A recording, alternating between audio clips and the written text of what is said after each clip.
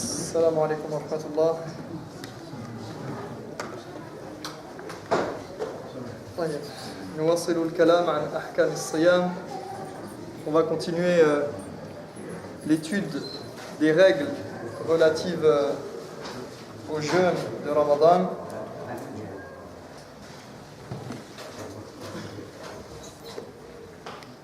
وقد وصلنا إلى مسألة يقول المؤلف: وأيهما أفضل الفطر أم الصوم؟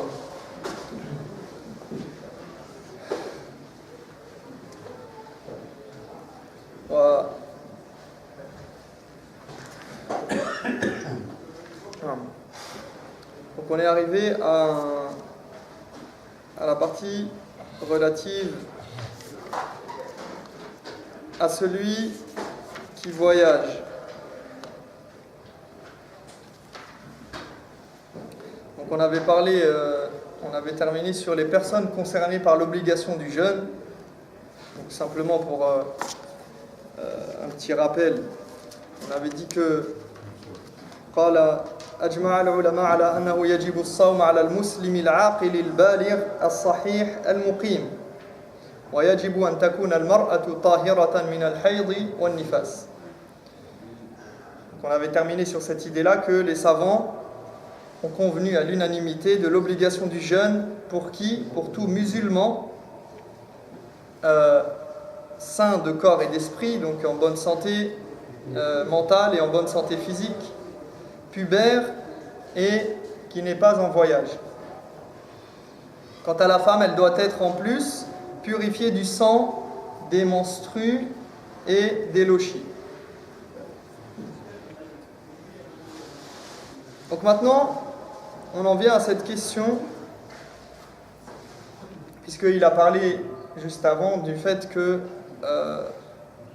le malade qui est résident, celui qui est résident, qui n'est pas en voyage, eh bien il n'est pas obligatoire pour lui de jeûner, et le voyageur non plus. Donc il dit, doit-on donner la préférence à la rupture ou à l'observation du jeûne, que ce soit pour le malade ou celui qui est en voyage? Donc il nous dit: illam yajid al-marid wal-musafir مشقة بالصوم فالصوم أفضل وإن وجد مشقة الفطر أفضل فالفطر أفضل. Donc il nous dit, voici ce qui va être le point de référence. Il nous dit: il est préférable aux malades et aux voyageurs d'observer le jeûne s'ils ne trouvent aucune peine à le faire. Sinon, il leur est préférable de le rompre. Donc ici, ce qui va nous intéresser pour le malade ou pour le voyageur, c'est al-mashaqqa. C'est la difficulté et la peine et le préjudice qu'il y a derrière l'acte de jeûner.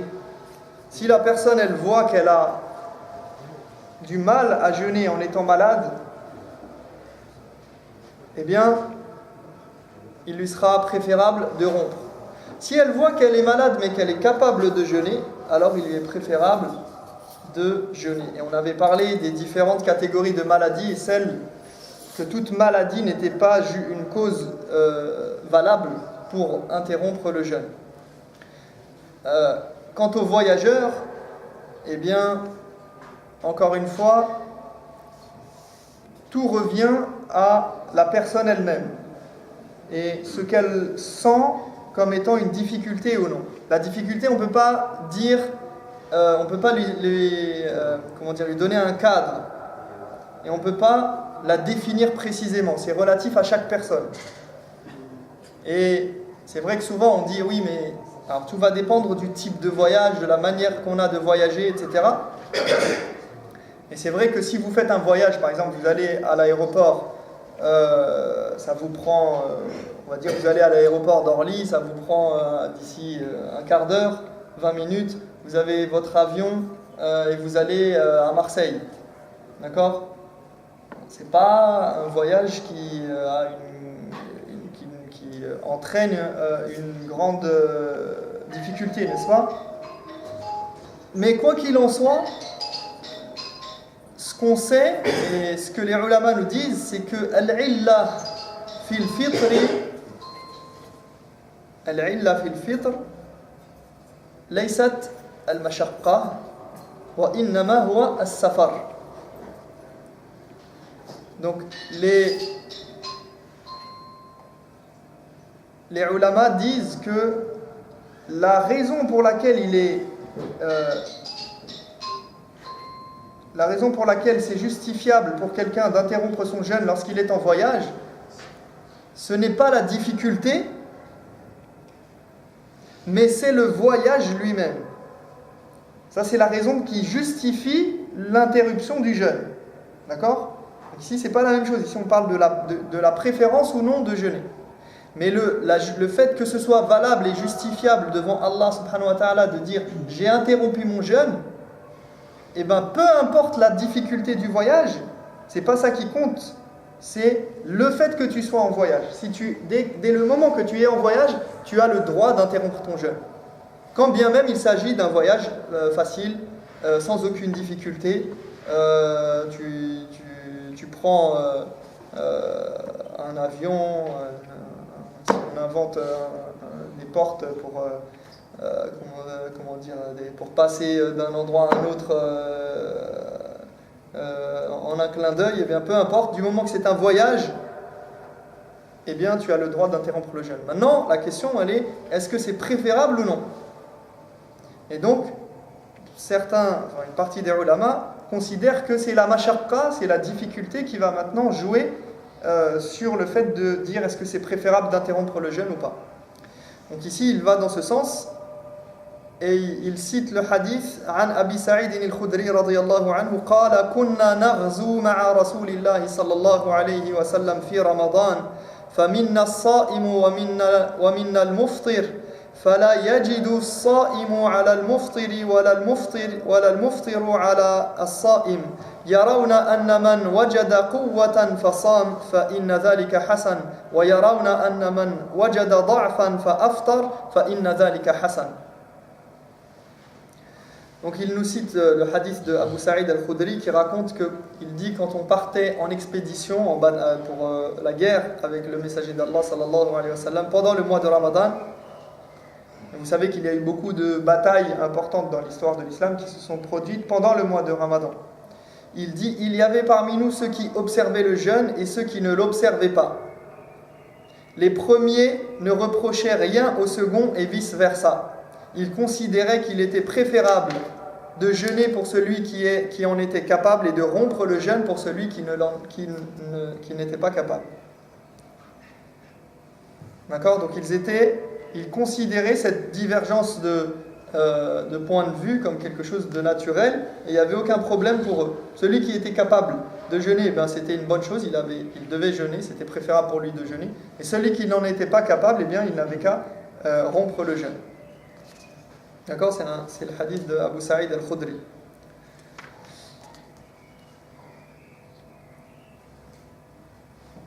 وأما عدم وجوبه على الحائض والنفساء فلحديث أبي سعيد رضي الله عنه قال. Donc maintenant il passe parce que à chaque fois l'auteur il présente un jugement ou il présente un état de fait et il va ensuite s'appuyer sur des textes et sur les preuves. Il ramène les textes qui lui servent de base et de justification. Donc, il nous a parlé du fait que le jeûne n'était pas obligatoire pour une femme qui a ses menstrues et pour une femme qui a ses lochis, donc qui a accouché et qui a les écoulements qui suivent l'accouchement. Et il nous dit sa dispense, donc la dispense du jeûne pour la femme en période de menstruation ou de lochi est citée dans le hadith d'Abu Sa'id qui a dit فلحديث أبي سعيد قال النبي صلى الله عليه وسلم أليس إذا حاضت يعني المرأة لم تصلي ولم تصوم فذلك نقصان دينها فإن صامت الحائض أو النفساء لم يجزيهما لأن من شروط الصوم الطهارة أو الطهارة من الحيض والنفاس ويجب عليهما القضاء. Donc ici il cite un hadith, il dit dans ce cas il dit dans le hadith d'Abu Saïd qui a dit, le prophète sallallahu alayhi wa sallam a dit: la femme en période de menstruation ne doit-elle pas s'interdire la prière et le jeûne? C'est un allègement qui lui est accordé dans sa prière. Il dit: la femme en période de menstruation ou de lochi ne peut pas observer le jeûne, car la purification du sang des menstrues et des lochis est l'une des conditions du jeûne. Dans ce cas, elle doit compenser en jeûnant plus tard un nombre égal de jours. Et il faut savoir que le ha'id, elle est mentionnée dans les textes, mais pas le nufasa. Ici, on n'a pas parlé de nifas. Dans le hadith, الحديث لم يذكر النفساء لكن بإجماع العلماء تلحق النفساء بالحائض. Donc la femme qui a ses lochis, elle n'est pas mentionnée dans le hadith. Ce qui est dit, le hadith, c'est que le prophète alayhi salam, il dit quand une femme a ses menstrues, eh bien, elle ne jeûne pas et elle ne prie pas. D'accord? Mais il y a un consensus des savants sur le fait que la femme qui a ses menstrues, ou plutôt la femme qui a ses lochis, elle est assimilable à la femme qui a ses menstrues.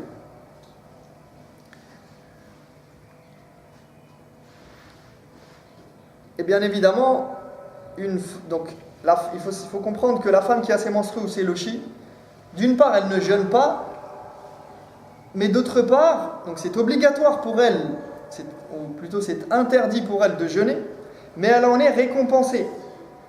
C'est une adoration pour elle de ne pas jeûner en période de menstrues. Et elle en est récompensée. D'accord? Parce qu'elle obéit à l'ordre d'Allah subhanahu wa ta'ala. Et au contraire, si elle jeûne alors qu'elle sait que c'est interdit et qu'elle est en période, elle sait, elle a conscience que c'est sa période, mais qu'elle jeûne de manière volontaire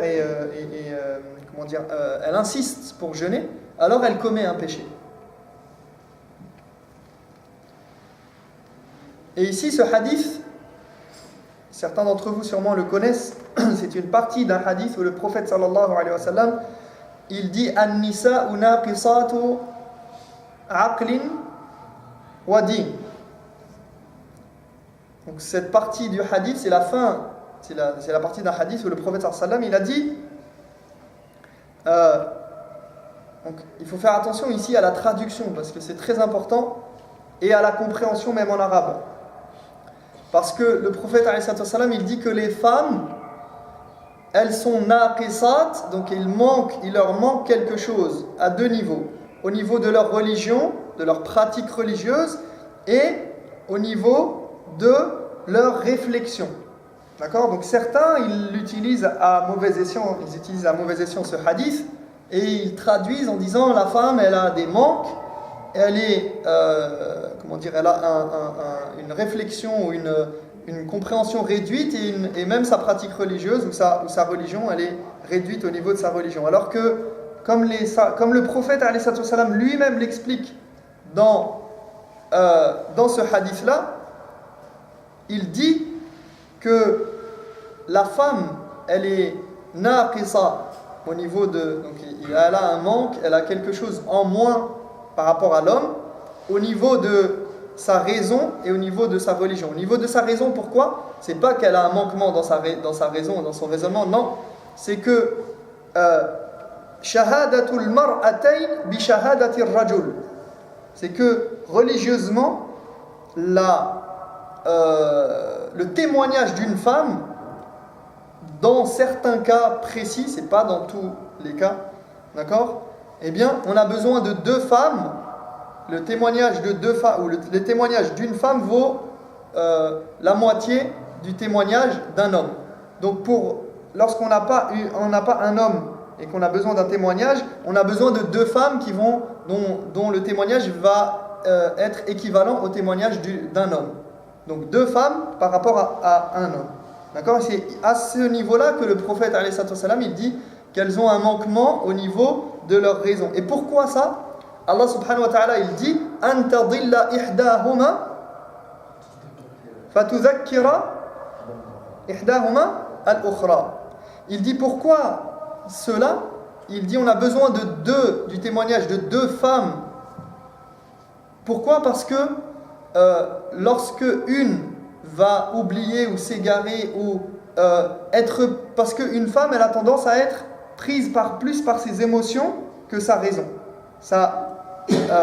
Ses émotions ont tendance à l'emporter sur sa raison. Et du coup, parfois il se peut, ce qui n'est pas le cas tout le temps, mais ça peut arriver que son témoignage il soit sujet à caution par rapport à ce phénomène-là qui fait qu'elle a une sensibilité exacerbée et elle a tendance à se laisser dominer parfois par ses sentiments. D'accord? Et ça peut être positif comme négatif. C'est-à-dire que c'est ce qui fait qu'elle a beaucoup plus de compassion que l'homme. Par rapport à ses enfants, par rapport à des situations critiques, par rapport à des situations de difficulté, elle a plus de compassion, elle a plus d'empathie envers son prochain. Alors que l'homme, il va être un peu plus distant et froid, parce qu'il est plus dans le raisonnement pur et dur, dans quelque chose de très concret. Mais parfois, dans certains cas, eh bien, peut-être que la femme, elle va être prise d'empathie justement pour quelqu'un qui a commis quelque chose de grave, et que c'est un moment où cette personne, elle nécessite quelqu'un qui va juger par sa raison et non pas par son empathie. Quant à ce manque au niveau de sa pratique religieuse, c'est en fait un allègement. C'est que sa pratique religieuse, elle lui a été allégée. Pourquoi? Par rapport à sa constitution qui fait que, eh bien, parfois elle est enceinte et elle accouche et donc elle est dans une incapacité physique de faire certaines choses, de jeûner et de prier. Ça serait trop lourd, et ça fait partie de la sagesse d'Allah, ça serait trop lourd pour elle qu'on lui impose les mêmes choses qu'à l'homme, alors que l'homme est en bonne santé et tout va bien, il n'a aucune fatigue à ce moment-là. Et elle est fatiguée par l'accouchement, par l'écoulement de sang qui suit les menstrues et les logis.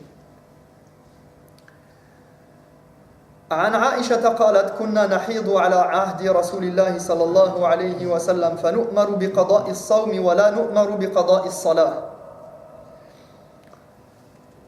Selon Aïcha radiyallahu anha, elle raconte du vivant du messager d'Allah sallallahu alayhi wa sallam, quand on se trouvait en période de menstruation, on nous ordonnait de compenser le jeûne et pas la prière. Donc de rattraper notre jeûne, mais de ne pas rattraper la prière. Et on ne leur demande pas de rattraper la prière. Si une femme, pendant 40 jours, elle ne peut pas prier, on ne va pas lui demander de faire 40 jours de prière. Par contre, on leur demandait de rattraper le jeûne relatif. D'accord?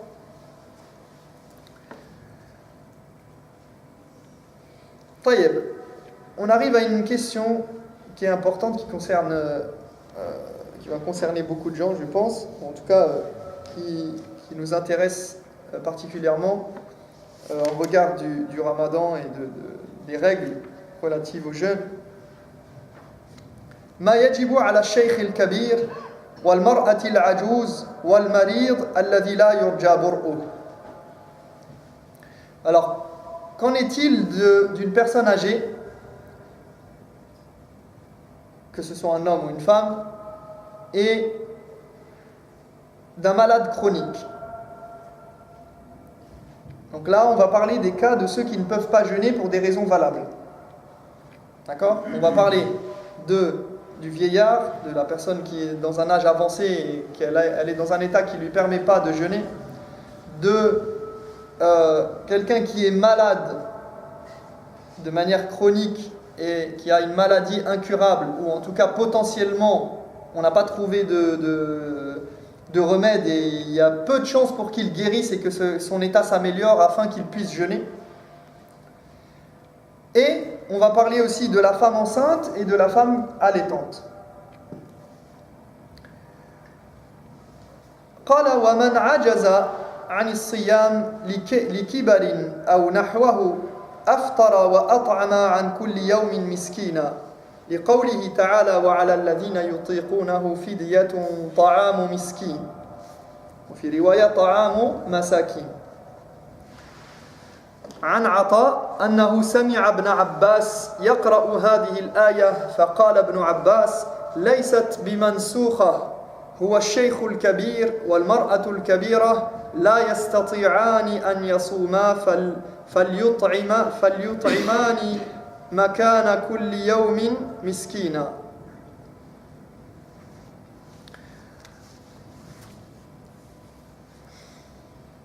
Alors ici, celui qui ne peut observer le jeûne à cause de vieillesse ou de maladie chronique en est exempt, mais il doit nourrir un nécessiteux pour chaque jour de jeûne manqué, et ceux, selon le verset coranique où Allah dit, et ceux qui ne le peuvent que difficilement doivent en expiation nourrir un nécessiteux.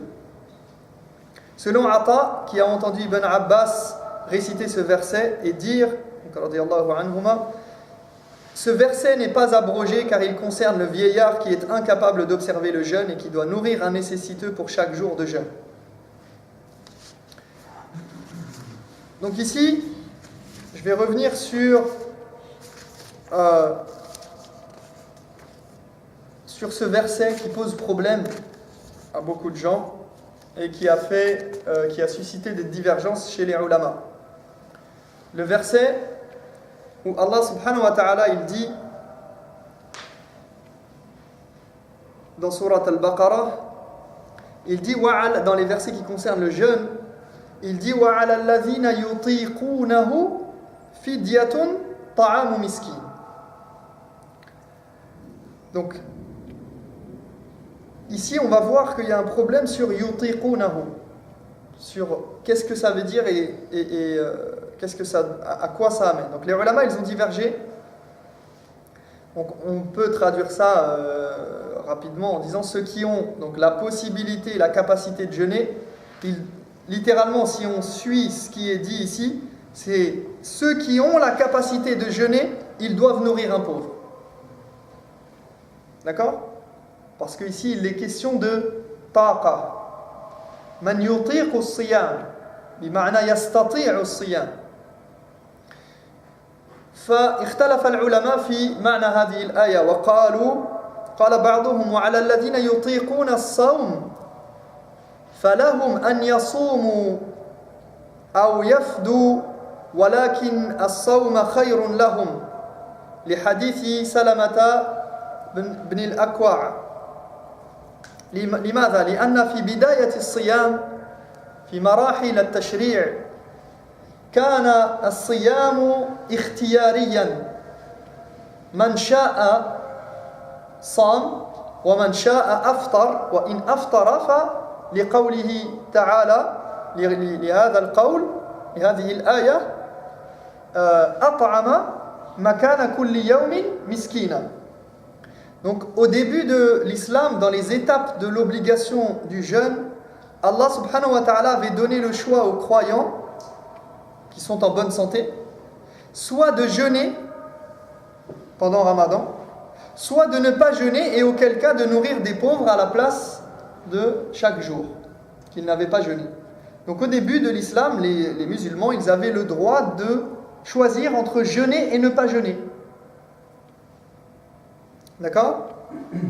Et Allah dit wa antasumu khayrun lakum. Il dit que vous jeûniez, c'est meilleur pour vous.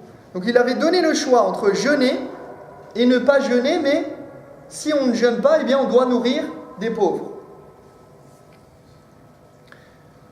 D'accord ? Et dans le verset, il dit wa antasumu khayrun lakum, mais c'est meilleur pour vous de jeûner. C'est mieux de jeûner que de nourrir des pauvres. Puis le verset suivant est venu l'abroger. فنسخت هذه الآية بقوله تعالى هذا قول من بعض العلماء فمن شهد منكم الشهر فليصم. Donc ce verset là وعلى الذين يطيقونه فدية طعام مسكين, selon certains savants, et c'est là la divergence, il a été abrogé, donc c'est-à-dire il existe encore, mais son jugement n'a plus lieu d'être. Pourquoi? Parce qu'au départ c'était un choix, mais ensuite Allah subhanahu wa ta'ala il a révélé le verset qui dit Faman shahida minkum ash-shahr falyasum, que quiconque atteste ou assiste à la venue du mois de Ramadan, qu'il jeûne. Donc maintenant c'est devenu un ordre, c'est devenu une obligation pour tout musulman en bonne santé de jeûner. Donc voilà un des avis. Mais Ibn Abbas radiyallahu anhuma كان يقرأ هذا قول ثاني كان يقرأ وعلى الذين يطوقونه وليس يطيقونه. Ibn Abbas, qui rapporte une lecture qui est différente de celle qu'on connaît habituellement, eh bien, il lisait le verset en disant pour ceux qui éprouvent une grande difficulté à jeûner. يعني الذين يشق عليهم الصيام يشق عليهم. Donc il a expliqué ce verset en disant ce verset il concerne ceux en fait qui ont une grande difficulté à jeûner. Ils peuvent jeûner, ils pourraient jeûner, mais ça serait trop dur pour eux, ça serait trop difficile. Et alors dans ce cas, ils doivent rompre le jeûne et nourrir un pauvre pour chaque jour. Et on a un troisième qawl, عندنا قول ثالث يعني يقدرون قول الله تعالى أو قول الله تعالى يطيقونه بلا نافية مقدرة ومحذوفة فيقولون وعلى الذين لا يطيقونه فدية طعام مسكين وهذا وجه ضعيف قال به بعض المتأخرين. Donc certains, un troisième avis chez les savants, c'est de dire que ce verset en fait il indique l'incapacité de jeûner. Donc c'est comme si, parce que Allah littéralement il dit ceux qui ont la possibilité de jeûner ils doivent nourrir un pauvre pour chaque jour. Mais eux ils ont compris ce verset en disant ceux qui n'ont pas la possibilité de jeûner, qui sont dans l'incapacité de jeûner, d'accord, qui ne peuvent pas jeûner du tout, d'accord, et ça c'est un avis faible. Et la divergence réelle elle se situe entre le fait de dire que c'est soit un verset qui est abrogé complètement, soit c'est un verset qui a été abrogé partiellement en fait, et c'est pour ça qu'Ibn Abbas il dit قال ابن عباس في هذه الآية ليست بمنسوخة يعني ليست بمنسوخة بكاملها بحكمها بشكل على الإطلاق. Donc il nous dit que ce verset, Ibn Abbas il dit ce verset n'est pas abrogé. Et qu'est-ce qu'il veut dire par là quand il dit que ce verset n'est pas abrogé? C'est-à-dire il n'est pas abrogé entièrement, mais en fait il concerne, et il dit pour lui, Ibn Abbas il interprète ce verset en disant, et Ibn Abbas c'est pas n'importe qui, c'est Turjuman al-Qur'an, il dit هو الشيخ الكبير والمرأة الكبيرة لا يستطيعان أن يصوما فيطعمان مكان كل يوم مسكينا. Donc il nous dit, Ibn Abbas il explique, il dit ce verset n'est pas abrogé car il concerne en fait le vieillard qui est incapable d'observer le jeûne, d'accord, donc le vieillard et la vieillarde d'observer le jeûne, qui sont incapables d'observer le jeûne et qui doivent donc nourrir un nécessiteux pour chaque jour de jeûne. Mafhoum, c'est clair?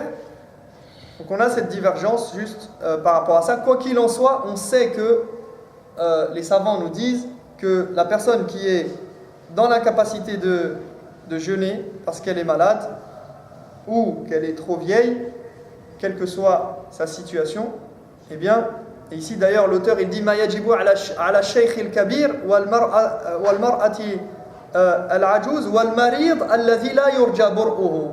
Donc on fait rentrer dans cette catégorie également, comme je l'ai dit tout à l'heure, les maladies incurables, ceux qui ont une maladie incurable et ou en tout cas qui a priori ne vont ne va pas évoluer dans le sens que leur santé va s'améliorer et qu'elle va leur permettre de pouvoir jeûner par la suite. Sachant qu'on ne sait jamais si la maladie elle peut disparaître, mais en tout cas, si le diagnostic est effectué et qu'on dit cette personne ne pourra pas jeûner, elle ne pourra plus jeûner a priori, eh bien dans ce cas-là, elle rentre dans ce jugement-là. Elle doit donc faire quoi? Elle doit nourrir un pauvre, d'accord? Puisqu'on sait qu'elle ne pourra pas jeûner. Donc il n'y a pas de, on ne peut pas lui dire, bah attends que peut-être un jour ta maladie elle te permette de jeûner et tu jeûneras. Non, on sait qu'il n'y a pas d'autre possibilité pour elle. Donc si tel est le cas, directement, elle nourrit un pauvre. D'accord? Et on va voir après, je peux dire tout de suite, mais on en reparlera à la fin. C'est quoi nourrir un pauvre? C'est donc al-it'am, c'est grosso modo ça correspond par jour à 1,4 kg de nourriture. Après il y a des divergences sur comment on évalue cette quantité-là, mais grosso modo c'est 1,4 kg, 1,5 kg. D'accord? J'en reparlerai tout à l'heure. C'est bien d'avoir juste une idée.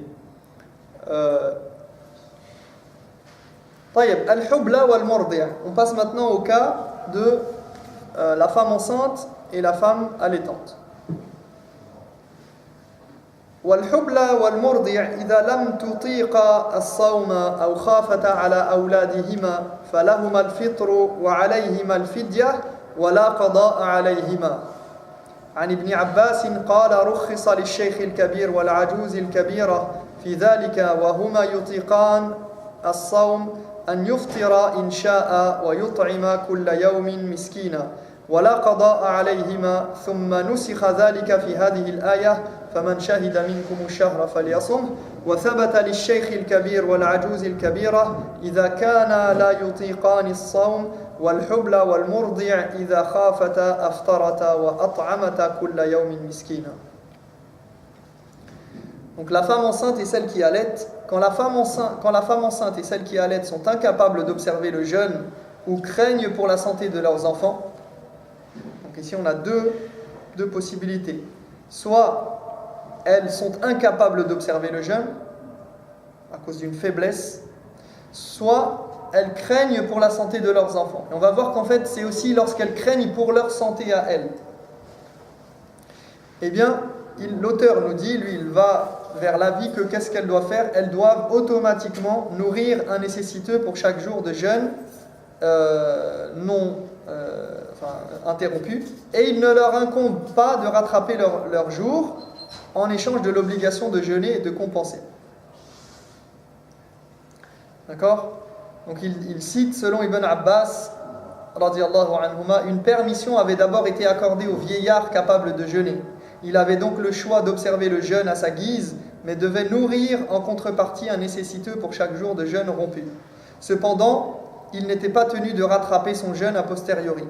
Puis cette prescription a été abrogée par ce verset « Quiconque d'entre vous verra la nouvelle lune, qu'il jeûne tout le mois ».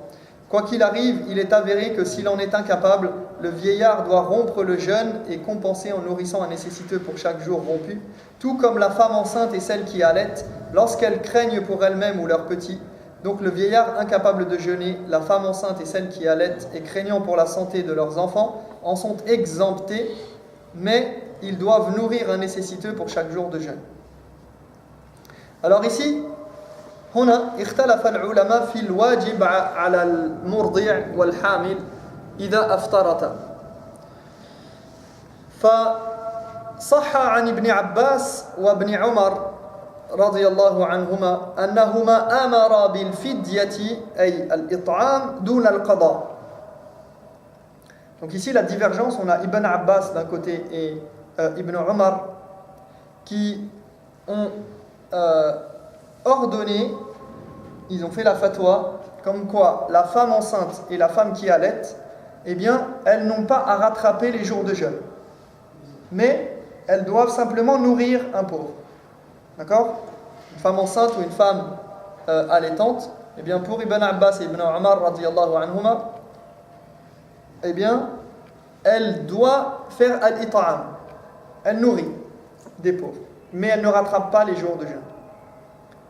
بل جعل ابن عباس الحامل والمرضع إذا خافتا على نفسيهما أو على ولديهما ممن عني بقوله تعالى وعلى الذين يطيقونه فدية طعام مسكين ووجهه من النظر إلحاقهما بالمريض الذي لا يرجى برؤه لتكرر الحمل والرضاع. Donc Ibn Abbas, il va même jusqu'à dire que le verset qu'on a cité tout à l'heure, pour ceux qui sont dans pour qui c'est une lourde charge et qui sont dans la grande difficulté par rapport aux jeunes, eh bien ils doivent nourrir à la place.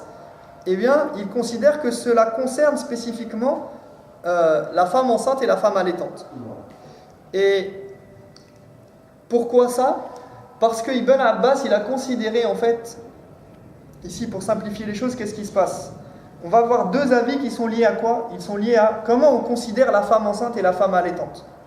Est-ce que la femme enceinte et la femme allaitante, ce sont des malades, entre guillemets, ou ce sont des gens qui s'assimilent aux malades qui va guérir, ou aux malades qui ne va pas guérir? Et Ibn Abbas, il considère qu'elle s'assimile aux malades qui ne va pas guérir. Pourquoi?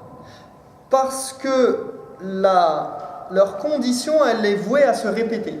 C'est-à-dire qu'une femme enceinte, elle est enceinte pendant 9 mois. D'accord? On va dire en moyenne, en général. D'accord? Le cadre normal. Elle est enceinte pendant 9 mois. Après, elle va avoir ses lochis, peut-être pendant 40 jours. Ensuite, elle va allaiter. Si elle allaite pendant 1 an, 2 ans, ça fait déjà combien de ramadans qui sont passés? Ça fait déjà 3 ramadans peut-être qui sont passés. Ça lui fait 90 jours à rattraper. Si elle a allaité 2 ans et qu'elle n'a pas pu jeûner et qu'elle était enceinte 9 mois, plus on rajoute les lochis de 40 jours. D'accord? C'est ça? Plus imaginez qu'elle retombe enceinte.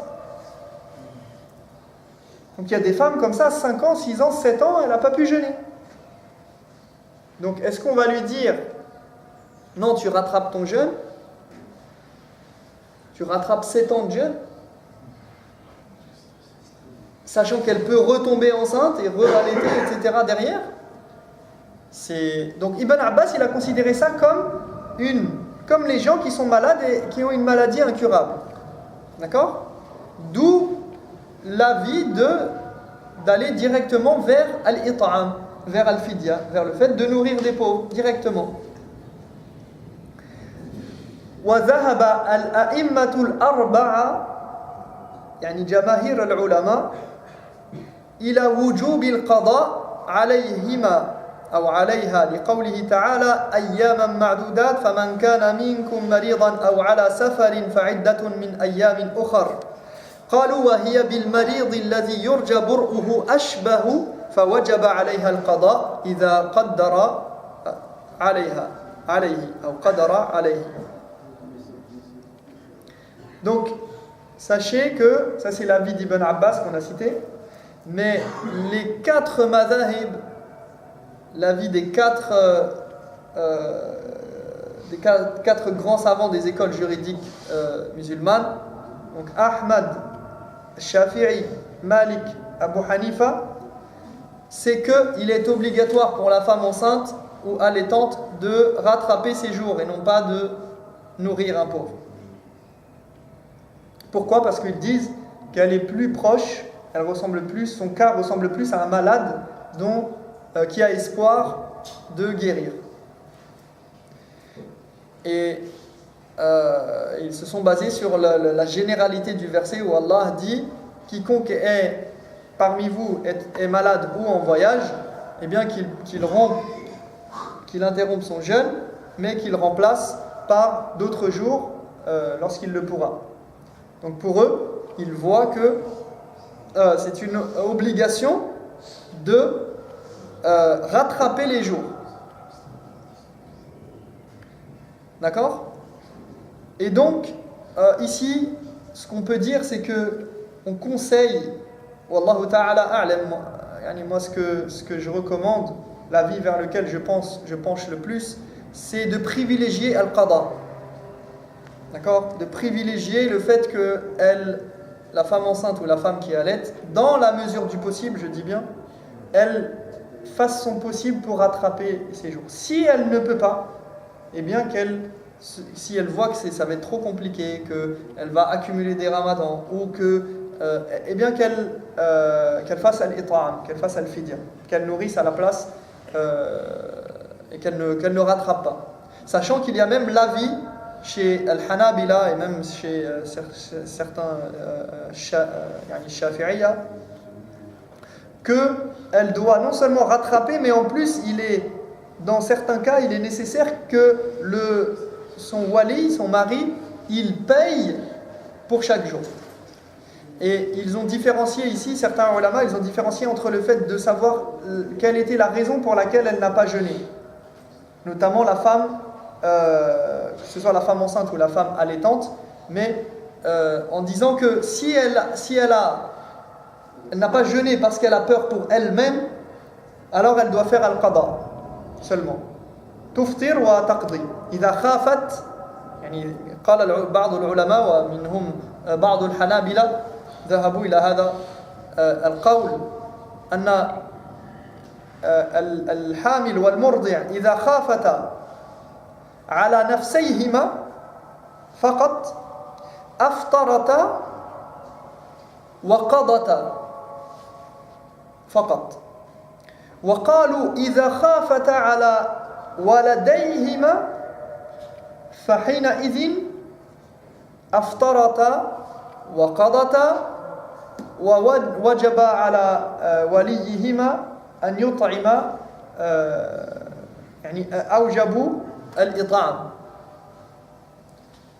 Donc certains ils sont allés même jusqu'à dire qu'il faut faire les deux. Si elle a peur pour elle-même, eh bien elle ne fait que rattraper son jeûne. Mais si elle a peur pour son enfant et que c'est pour ça qu'elle n'a pas jeûné, eh bien elle doit rattraper, et en plus son tuteur, son mari ou peu importe, eh bien il doit payer et nourrir des pauvres en contrepartie. Mais bon, Inch'Allah ta'ala, يعني القول بأن إذا فعلت أحدهما يعني يجزي إنشاء ta'ala. Donc si elle fait l'un des deux, mais de préférence comment dire, rattraper ses jours, Inch'Allah il n'y a pas de souci. طيب, quel est c'est combien on nourrit comment? On nourrit comment et de combien? Alors, bon, là-dessus il y a des divergences, mais en général pour chaque jour de jeûne on dit, par exemple, عند الحنابلة يقولون مد من البر ونصف صاع من غيره. وعند الشافعية يقولون مد مطلقة. Donc c'est quoi la quantité de nourriture que l'on doit donner? La quantité de nourriture, elle a été établie par les hadiths que je citerai, je ne sais pas si on va avoir le temps maintenant, mais c'est lorsqu'il s'agit du blé, d'accord, c'est en fait un moud de blé. Un moud de blé, c'est une unité de mesure. Donc le moud, c'est quoi? C'est quand un homme qui a des mains de taille moyenne réunit ses mains, d'accord, les mains jointes, et qu'il pioche dans un tas de blé, et cette mesure-là, eh bien c'est ça un moud, d'accord? Donc voilà ce qui a été demandé pour le blé. Quant aux autres denrées, quelles qu'elles soient, il a été demandé nisf sa', la moitié d'un sa'. Un sa', ça correspond à combien de moud? Arba'at amdad. Un sa', c'est 4 moud. Donc 4 fois cette mesure-là. 4 fois la mesure des mains jointes. Donc, une fois, 2 fois, 3 fois, 4 fois. Ici, on veut la moitié, donc la moitié de 4, ça fait 2. Donc soit un moud. Donc un moud de blé, soit 2 mouds d'autre chose. D'accord? De dattes, peu importe. De lentilles, de semoule, etc. Alors ça c'est d'après les hadiths. Maintenant, vous savez qu'il y a différents avis là-dessus. Et certains ulama, alors هل يعني إعطاء القيمة يجزي? Est-ce que le fait de donner l'équivalent en argent, parce que dans les textes qui est cité c'est la nourriture, d'accord? Et le but dans ça, on appelle ça al-it'am d'ailleurs, al-fidya c'est al-it'am, c'est le fait de nourrir les pauvres. Alors plusieurs choses à ce niveau-là. Premièrement, il faut que ce soit un pauvre. Il y a plusieurs possibilités. Soit on donne à un pauvre comment dire, des denrées brutes. D'accord? On lui amène cette quantité. Soit on lui donne un repas. Et on peut lui donner un repas qui est... Alors en général les ulama ils disent le repas de la journée. Parce que c'est quoi nourrir pour chaque jour un pauvre? Est-ce que c'est nourrir toute la journée, petit déjeuner, option complète, all inclusive? Tout est compris dans le truc? Non. C'est pas petit déjeuner, dîner, déjeuner, dîner. C'est un des repas, et notamment le repas le plus important dans la population, selon la population. Il y a des gens chez qui le repas le plus important c'est le dîner, pour d'autres c'est le déjeuner, chez certains ça peut être le petit déjeuner. D'accord? Peu importe, l'essentiel c'est de donner un repas qui rassasie le pauvre. Donc il y a deux conditions chez le pauvre, chez cette personne qu'on nourrit, c'est qu'elle soit pauvre effectivement et qu'elle soit musulmane. D'accord? Pour ce jugement-là, il faut qu'elle soit musulmane. Et alors, comme je disais, on a la possibilité soit de lui donner des denrées brutes, soit de le nourrir avec un repas. Donc, on fait un repas et on lui offre. Ibn Abbas, il faisait quoi? Il ramenait un plat et il invitait plusieurs pauvres pour manger. Donc vous faites un plat et si vous ramenez 30 pauvres qui vont manger sur ce même plat, eh bien vous avez fait ce que vous deviez faire. D'accord? Maintenant, il y a une autre possibilité, et ça c'est l'avis de Ibn Taymiyyah et l'avis de certains chez les Hanabila et d'autres, qui disent qu'il est possible de donner en argent, de donner la valeur équivalente. Alors, il y a une divergence là-dessus, il y a des gens qui sont très mutashaddidin, qui sont très durs sur cette question-là et qui, pour eux, ils ne voient pas d'autres possibilités, mais c'est une divergence. C'est une divergence qui existe, qui est respectable et qu'on respecte. Et celui qui veut donner en nourriture, notamment, plutôt celui qui veut donner en argent, notamment dans les conditions dans lesquelles on le vit aujourd'hui, parce que parfois il y a des gens... Alors, des fois quand on dit ça, par exemple si je dis oui mais il y a des gens ils ont besoin d'argent et moins de nourriture, bien ceux qui optent pour le fait que c'est interdit en argent, ils vont nous dire mais dans ce cas, s'il a besoin d'argent, eh bien tu lui donneras de l'argent de zakat al-mal ou de sadaqa. La chose c'est quoi? Le problème c'est que des fois cette personne-là elle n'a pas la possibilité soit de stocker la nourriture, soit tu vas lui donner de la nourriture mais peut-être que c'est pas ce qu'elle a envie de manger ou c'est pas le moment pour elle de manger, donc tu la forces quelque part à faire quelque chose qui n'est pas ce dont elle a besoin. D'accord? Donc tu viens, tu lui ramènes des dattes, elle te dit moi je mange pas de dattes. Ah, toi tu es content, tu as fait ton wajib, tu dis non tiens prends 50 kilos de dattes, vas-y stocke à la maison. Et puis n'importe quelle qualité de dates, des dates avariées, des dates peut-être tu n'as pas fait attention à ce que tu as acheté. Non. Donc, et en plus il faut savoir que quelqu'un à qui on donne de l'argent, et bien parfois peut-être que ça va l'aider justement à pouvoir se nourrir mieux. Donc peut-être qu'il n'aura pas, on ne lui aura pas donné de l'argent directement, mais ça aura été une aide pour lui pour pouvoir se nourrir correctement. Alors même, je sais que ceux qui ont cet avis-là, ils disent qu'on ne doit même pas donner de l'argent, même si on sait qu'il va acheter de la nourriture. D'accord? Mais Inch'Allah ta'ala, l'avis d'Ibn Taymiyyah, rahimahullah ta'ala, et comme j'ai dit de certains chez les Hanabila et d'autres, eh bien, c'est un avis, Inch'Allah, sensé et vers lequel j'ai tendance à aller. Donc celui qui veut donner en argent, eh bien, Inch'Allah, il peut le faire, il peut payer. Mais à condition que s'il donne à la mosquée ou à une tierce personne, il doit dire, ça c'est pour l'it'am, donc attention, donnez-le aux musulmans pauvres. Ouais. D'accord? فنكتفي بهذا القدر إن شاء الله تعالى والله تعالى أعلم وأحكم وصلى الله على نبينا محمد وعلى آله وصحبه وسلم أجمعين وبارك الله فيكم